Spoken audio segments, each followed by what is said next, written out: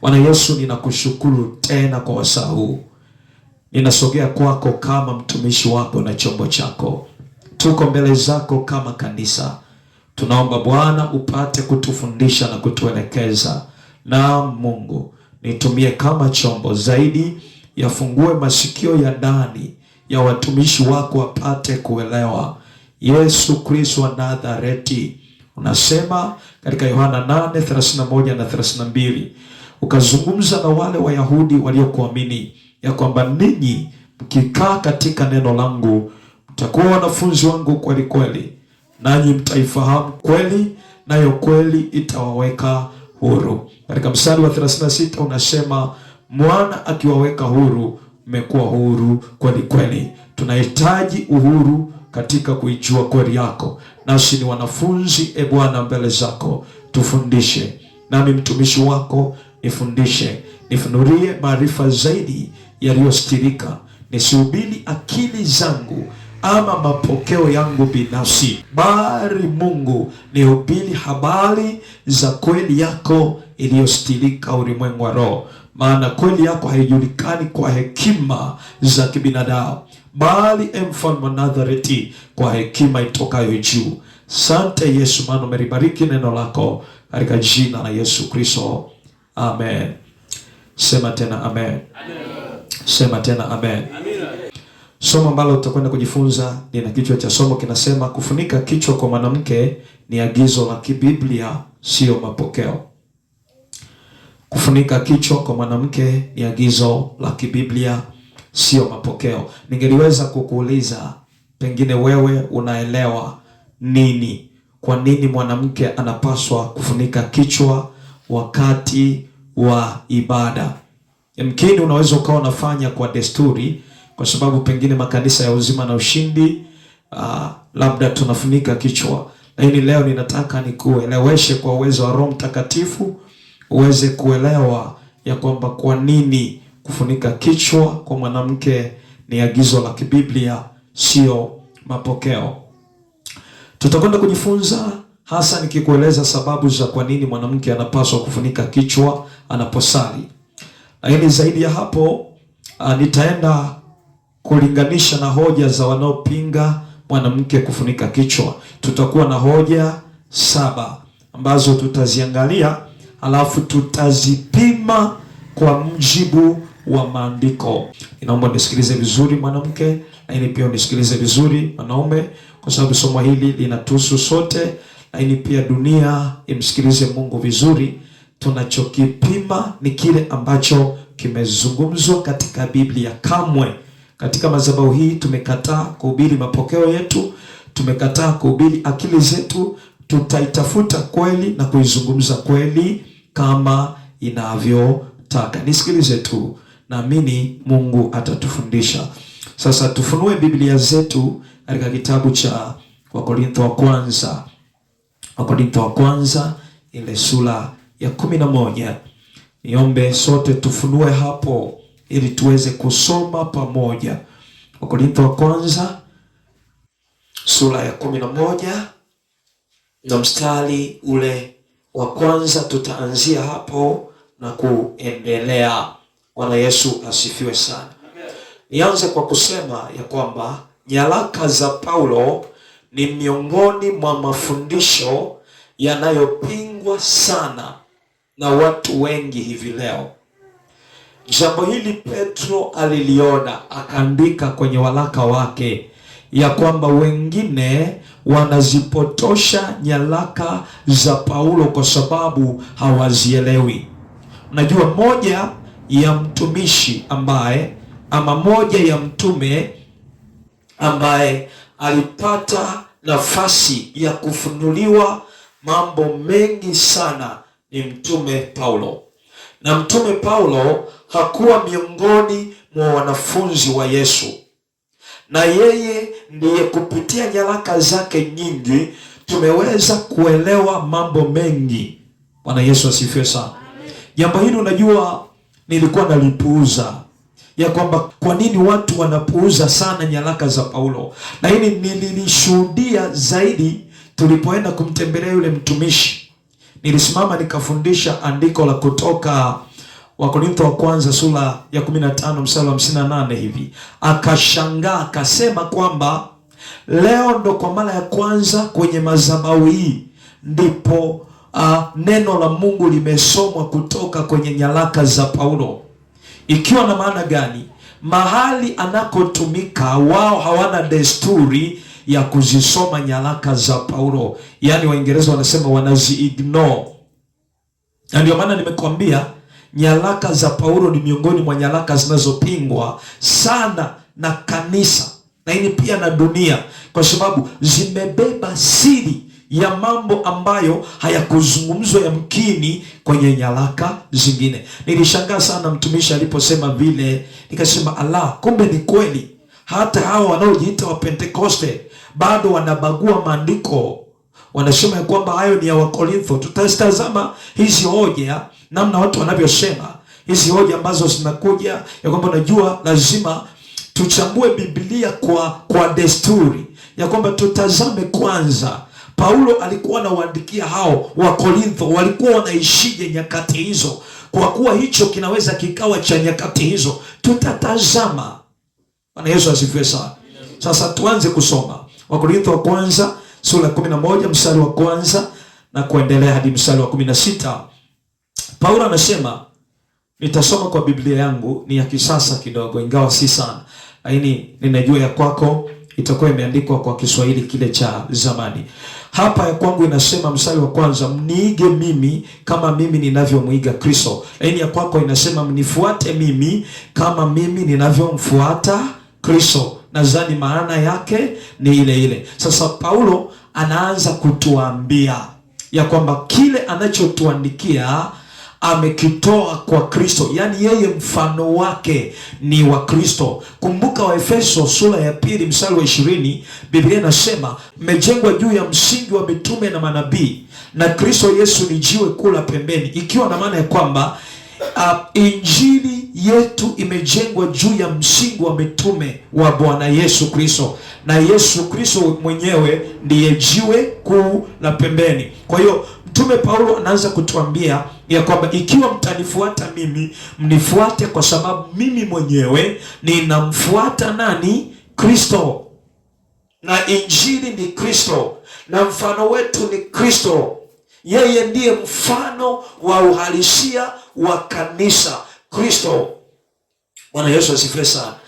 Unasema mtumishi Baraka, unazungumza nini? Ngoja nikusomea andiko hili alafu turudi kule tukaendelea na maandiko yale.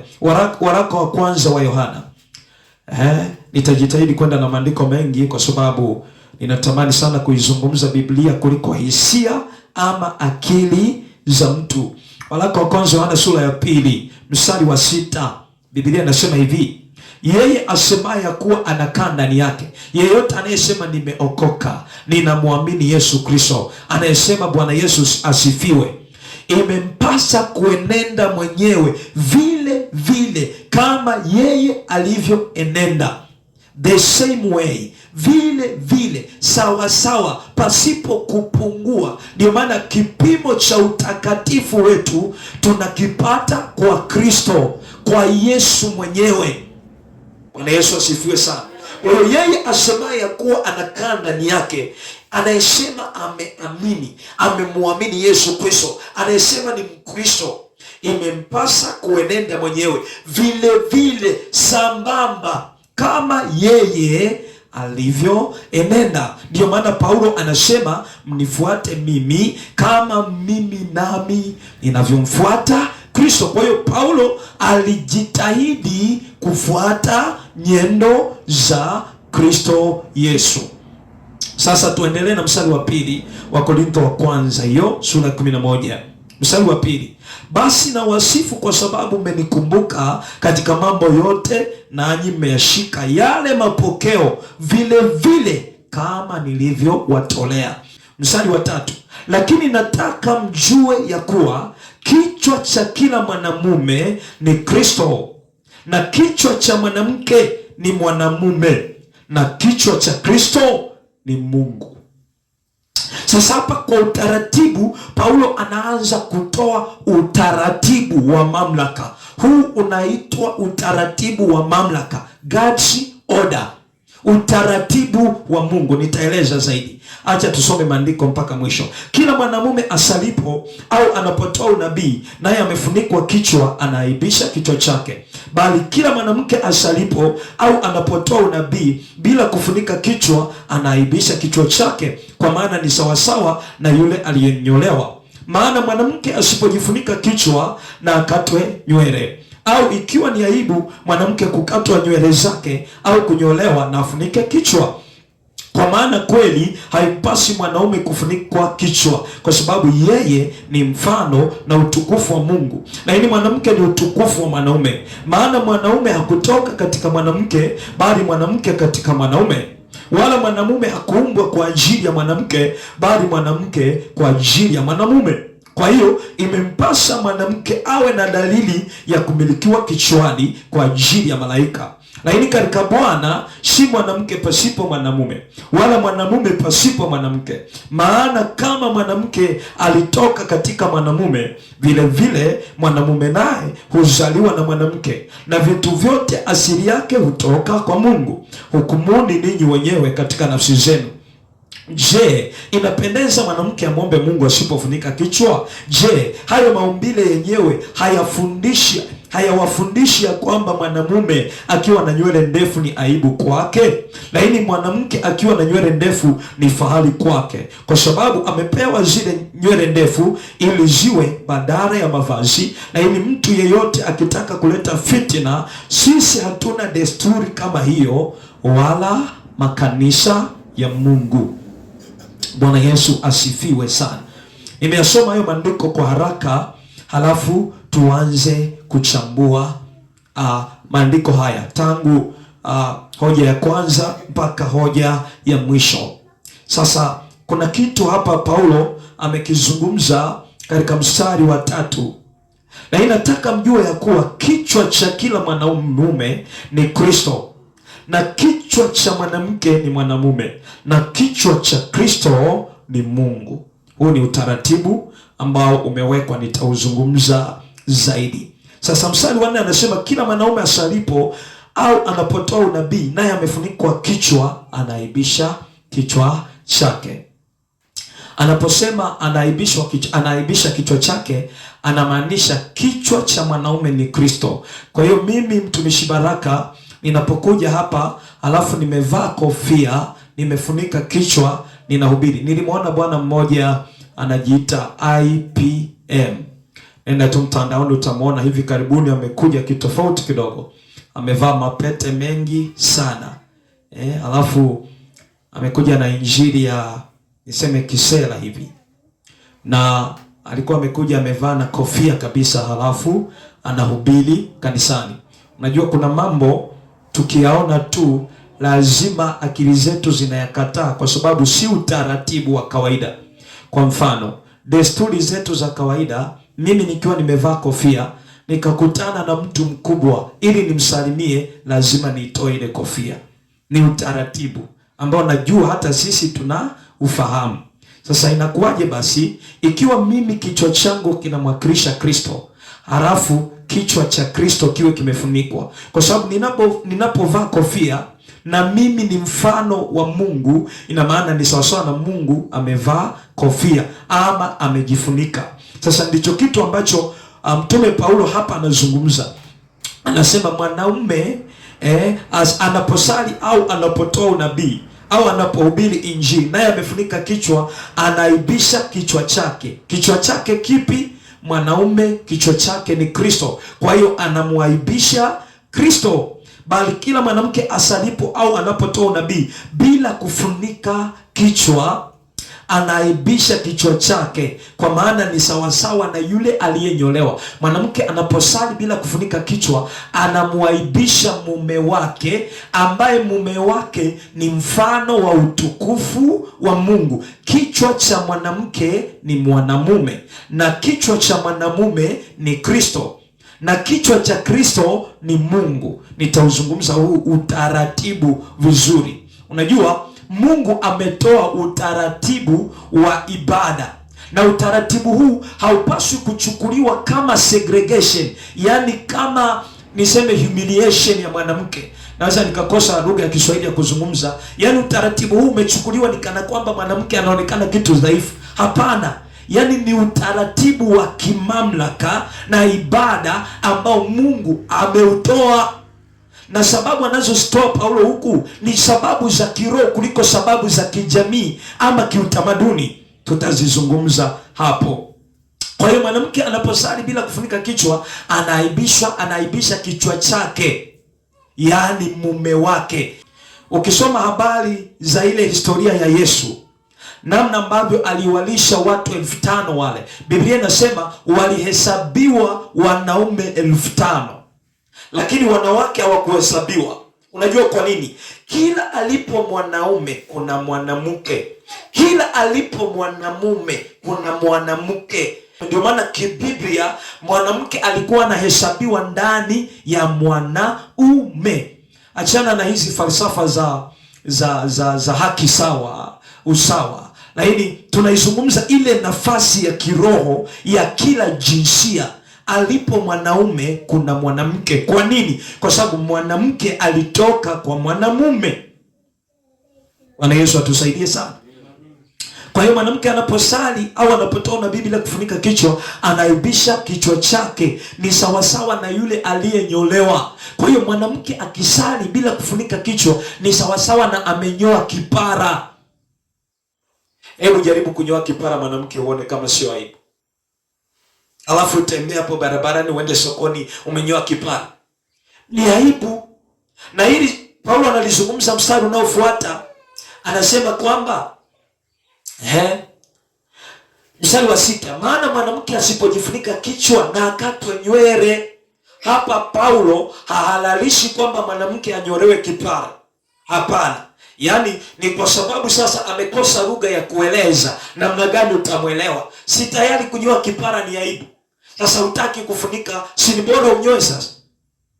Kwa hiyo anaendelea kuzungumza hapa, ndio anasema au ikiwa ni aibu mwanamke kukatwa nywele zake au kunyolewa, na afunike kichwa. Kumbe tayari ni aibu mwanamke kunyoa kipara, kwa sababu Paulo anasema yule asiyefunika basi akatwe. Tukikuuliza basi ukatwe nywele, tukunyoe kipara, utaanza kusema ni aibu. Unajua sasa, kama ni aibu, funika kichwa, kwa sababu unaposali bila kufunika kichwa tayari ni sawa, unakuwa mbele za Mungu kama mtu aliyenyoa kipara. Bwana Yesu atusaidie. Bwana Yesu asifiwe. Mwanamke kwa maana kweli haimpasi mwanaume kufunika kichwa, kwa sababu yeye ni mfano na utukufu wa Mungu. Sawa. Sasa tunasema kila mwanaume asalipo amefunika kichwa anaaibisha kichwa chake, yaani Kristo. Yaani anaanza Mungu, anafuata Kristo, anafuata mwanaume, halafu anafuata mwanamke. Hiyo ndiyo oda ya utaratibu wa Mungu. Anaanza Mungu, anafuata Kristo, anafuata mwanaume, anafuata mwanamke. Unajua shetani alipojua hili akaamua kuleta gender movement, feminism movement, haki sawa. Ukisikia 50-50 ujue kwamba kuna mkakati wa shetani wa kumwondoa mwanamke kwenye nafasi aliyowekwa ili aweze kumkosea Mungu.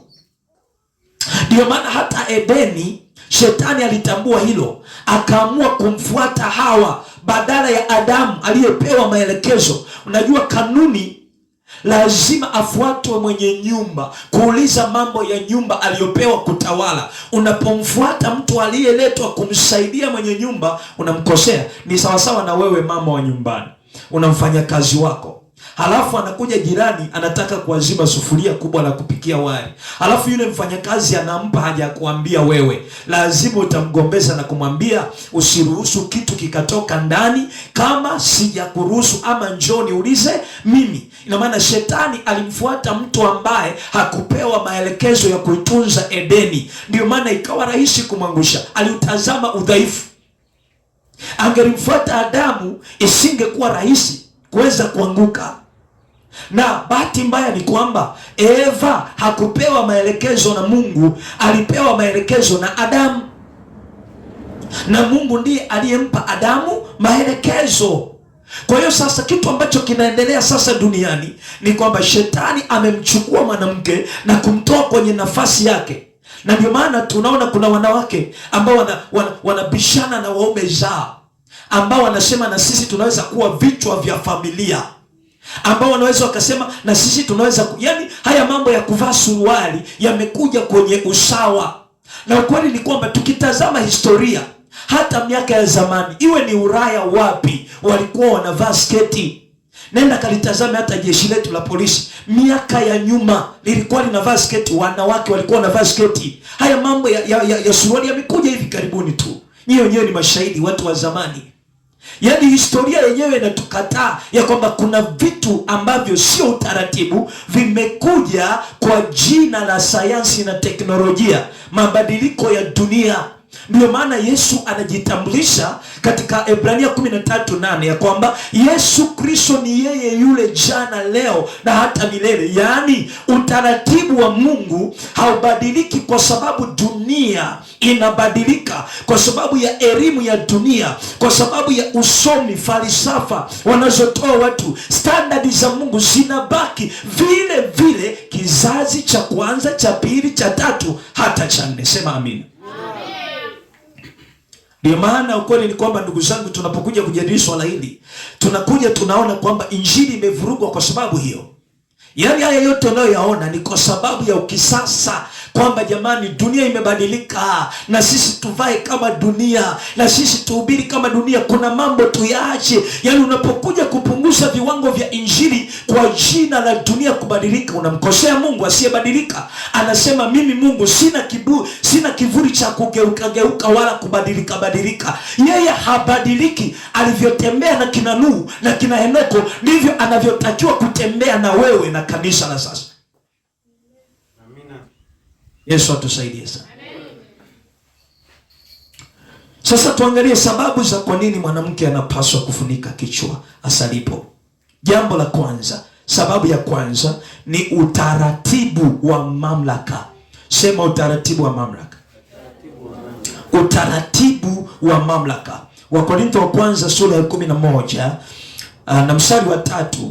Tusome pamoja. Lakini nataka mjue ya kuwa kichwa cha kila mwanamume ni Kristo. Anaanza kutoa utaratibu wa mamlaka. Kila mmoja amekabidhiwa mamlaka yake. Tunaposema mamlaka, ni nafasi ya utii kwa kila mmoja mbele za Mungu. Anasema lakini nataka mjue ya kuwa kichwa cha kila mwanamume ni Kristo, na kichwa cha mwanamke ni mwanamume, na kichwa cha Kristo ni Mungu. Ningelikuwa mimi kwenye daftari lako, ningeanza kuchora. Ningemweka Mungu juu, nikafuata Kristo chini, nikafuata mwanamume, nikafuata mwanamke, alafu nikachora mishale inayoelekea juu, ikiwa na maana ya kwamba kichwa cha Kristo ni Mungu, kichwa cha mwanaume ni Kristo, kichwa cha mwanamke ni mwanaume. Usishangae wanawake wale ambao wanajitutumua, wanasema nipige sasa uone. Haujaona wanawake hao ndani ya nyumba? Nipige sasa, nipige, unasemaje? Yaani ni ile mamlaka. Shetani anataka kumwondoa kwenye mamlaka aliyopewa ya utii. Ngoja nikurejeshe kidogo kwenye Waefeso sura ya 5. Hebu fungua Biblia yako katika Waefeso sura ya 5. Tuanzie mstari wa 22. Ndio, Waefeso sura ya 5 na mstari wa 22. Biblia inasema, enyi wake watiini waume zenu kama kumtii Bwana wetu. Kumbe mwanamke amepewa mamlaka ya kutii. Kama jinsi sisi tunavyomtii Bwana wetu Yesu Kristo, ndivyo mwanamke anatakiwa kumtii mume wake. Ina maana mwanamke yoyote asiyetii anatenda dhambi kinyume cha neno la Mungu. Mstari wa 23, kwa maana mume ni kichwa cha mkewe. Anarudia jambo lile lile la utaratibu wa mamlaka, kama ambavyo tumesoma katika Wakorintho wa kwanza hiyo 11:3 ya kwamba kichwa cha mwanamke ni mwanamume.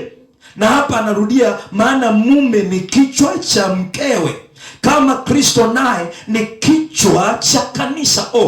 Kumbe kanisa ni mke. Unajua kanisa ni bibi harusi, haijalishi wewe ni mwanaume wewe ni mwanamke. Katika Ufunuo sura ya 19 Biblia inamtamka bibi harusi, yaani mke wa mwana kondoo. Kumbe mimi na wewe ni bibi harusi. Ndiyo maana sisi ni mabikra, na siku zote bikra hajui mume mwingine ila mume wake. Ndiyo maana Yesu hata kuja kulitoa kanisa kahaba ambalo linazini na miungu mingine, lililoingiza utaratibu mwingine wa injili na ibada kinyume cha injili nyingine, injili ya Mungu inayotakiwa. Ndiyo maana ilifikia hatua katika Wagalatia 1:6-9 Paulo anatamka laana, anasema ikitokea amekuja mtu ama ameshuka malaika akahubiri injili nyingine tofauti na hiyo tuliyowahubiri, na alaaniwe. Bwana Yesu atusaidie. Bwana Yesu asifiwe. Kwa kumbe Kristo ni kichwa cha kanisa. Kumbe na mwanamke, wewe sikiliza nikwambie, wewe mwanamke unavyojiona, wewe ni ishara ya kanisa, kwa sababu kanisa ni mke wa Yesu. Kwa hiyo wewe ni ishara. Ngoja nikusomea andiko lingine, Roho Mtakatifu anazidi kunikumbusha. Kitabu cha Petro wa kwanza. Samahani kwa kukupa maandiko mengi, lakini ninaomba iwe hivyo ili tusihubiri kwa akili zetu na fahamu zetu. Petro wa kwanza sura ya kwanza mstari wa 18, nanyi mfahamu kwamba mlikombolewa si kwa vitu viharibikavyo, kwa fedha au dhahabu, mpate kutoka katika mwenendo wenu usiofaa mlioipokea kwa baba zenu, bali kwa damu ya thamani kama ya mwana kondoo asiye na dosari wala yaani ya Kristo. Kumbe tumekombolewa kwa damu ya thamani. Ndio maana hata sisi wanaume tunapoposa mke tunatoa mahali ili tumumiliki kama Torati inavyotuagiza. Na Kristo naye alifanya kitendo kile kile, ametoa mahali ya damu yake ya thamani msalabani, akatuposa mimi na wewe. Ametuposa, ametuchumbia. Hajatuchumbia kwa maneno tu, ametoa kitu cha thamani, na tena yeye ametoa uhai. Mimi mwanaume, kuna wakati mwingine ninaweza nisiwe tayari kukutetea wewe mke kiasi cha kufa, lakini yuko Yesu ambaye ni mume wa kweli, aliyekubali kufa ili anitetee mimi, maana aliona mauti mbele yangu, mauti ya milele. Sema amina. Amen. Ninashangaa sana kanisa la Mungu. Sijui kwa nini moyo wangu nyakati zote huwa unahuzunika, hasa ninapokuja kulipima kanisa la Kristo ambalo amelifia na namna linavyotembea. Unajua kanisa halipaswi kutembea kwa kama linavyotaka, linatakiwa kutembea kama Kristo anavyolitaka. Ndivyo ambavyo hata kwa mke. Hebu fikiria mtumishi wa Mungu Florian, umemwoa mke, halafu yeye anafanya usiomwagiza. Unamwagiza hili, yeye anaenda hivi. Umemwambia fanya hivi, yeye anafanya hivi. Sidhani kama unaweza kumvumilia huyo mke. Sasa ndivyo Kristo anavyotuona sisi tunapofanya yale asiyotuagiza. Na sijajua kwa nini inakuwa vyepesi kuyafanya tusioagizwa kuliko tunayoagizwa. Amina, watu wa Mungu. Hebu sasa turejee Waefeso sura ya 5. Ninaomba tutembee hivyo kwa spidi kwa maandiko, halafu tuweze kujifunza zaidi kitu cha muhimu. Ninaomba uchukue maarifa haya, yatakusaidia kumlinda Kristo. Efeso 5 tunaendelea sasa mstari wa 24. Lakini kama vile kanisa limtii hivyo Kristo, vivyo hivyo wake nao watii waume zao katika kila jambo. Katika kila jambo. Biblia imekataa mwanamke kuwa mbishi, kutii katika kila jambo. Anaposema kila jambo hamaanishi hata dhambi. Ni sawasawa na agizo la Waefeso 6:1. Anasema enyi watoto watiini wazazi wenu katika Bwana. Ina maana nje na Bwana hatuwezi tukawatii wazazi wetu. Mzazi anakuambia kaninunulie sigara, ama mzazi anakuambia kunywa pombe, ama mzazi anakuambia twende kwa mganga. Tunawatii wazazi wetu katika Bwana. Ndivyo hata mwanamke anatakiwa kumtii mumewe katika kila jambo. Na moja kati ya picha mbaya iliyopo kwa wanawake warokole, wanaoitwa wanawake warokole, wanahesabika na waume zao kuwa ni wabishi. Moja kati ya kesi ambayo niliwahi kutana nayo mahali, nikaambiwa, mtumishi, wafundisheni wake zenu kuishi vizuri na waume zao hata kama hawajaokoka. Ndio maana Petro anawaagiza ya kwamba muwatii waume zenu, ili kwa namna hiyo mnaweza mkawavuta. Sasa mtu mwingine anaweza ashindwe kumtii mume wake, kwa sababu anasema, unajua ni mpagani. Sikiliza, ni mume wako, ili mradi anakubali kukaa naye, mtii. Yesu atusaidie sana. Kwa nini nimekuleta Waefeso 5? Ni kuonyeshe huu utaratibu wa mamlaka sio utaratibu ambao mwanadamu ameuweka. Ni utaratibu wa kibiblia, ya kwamba yuko Mungu, yuko Kristo, yuko mwanaume, halafu yuko mwanamke. Unajua, ndio maana hata Edeni alianza kuletwa kwanza Adamu, alianza kuumbwa kwanza Adamu, ndiyo akaletwa, alafu baadaye mwanamke akatolewa ndani ya. Kutolewa ndani ya ni kumaanisha yuko chini ya mamlaka ya mwanaume. Haimaanishi ukoroni mwanamke, unisikilize. This is not just the matter of colonization. Hapa sio swala la ukoroni, ni swala la utaratibu. Kama wewe ambavyo unaweza ukaweka utaratibu kwenye nyumba yako, ya kwamba mimi kwenye nyumba yangu saa 12 kamili haruhusiwi mtu yoyote kuingia, nje na hapo ubaki huko huko. Si tuna sheria zetu kwenye nyumba zetu? Nyumba zetu zinaendeshwa kwa sheria. Vivyo hivyo hata katika nyumba ya Mungu, kanisa, kuna utaratibu. Yaani mbaya ni pale tunapokataa utaratibu wa Mungu, tunataka utaratibu wa kwetu.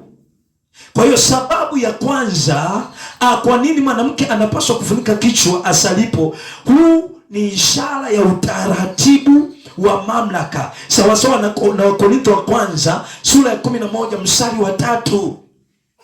Ninachosisitiza hapa, swala si kuonyesha kwamba mwanaume ni bora kuliko mwanamke, la hasha. Tutayazungumza hayo, maana Paulo amezungumza hayo yote. Ni utaratibu wa mamlaka.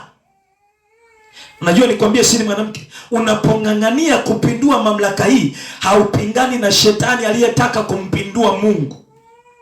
Narudia tena, unapong'ang'ania kupindua mamlaka hii, yani wewe haupingani na shetani ambaye alitaka kumpindua Mungu aliyemuumba.